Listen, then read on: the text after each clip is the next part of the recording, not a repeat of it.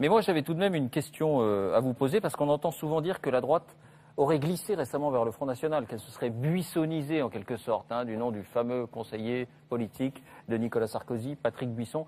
Eh bien, on a peut-être la mémoire courte. Alain Juppé, on est en 1990, vous êtes aux commandes du RPR avec Jacques Chirac, et sont organisés avec l'UDF des États généraux de l'immigration. Regardez, c'est un extrait du 20h de l'époque.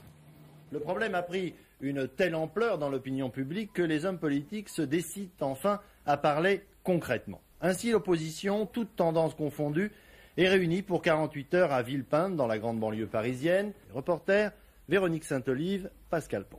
Les organisateurs, Madeleine pour l'UDF et Sarkozy pour le RPR, n'ont rien laissé au hasard. Entre le gouvernement et Le Pen, l'opposition se doit de proposer des solutions concrètes. Nous n'acceptons ni la xénophobie, ni la francophobie. La France n'est pas un pays d'immigration et nous devons nous donner les moyens réglementaires et administratifs de gérer un quota zéro d'immigration. Au CNI, au RPR, au Parti républicain, tous sont d'accord.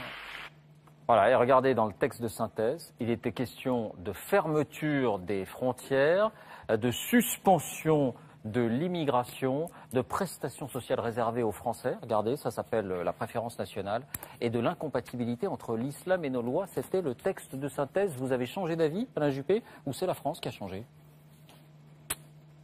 L'immigration économique a été interdite en France, par Giscard, en 1970-72. Là, effectivement, on est plus tard, on est en 1990. Oh, c'est radical, c'est les positions du Front National aujourd'hui.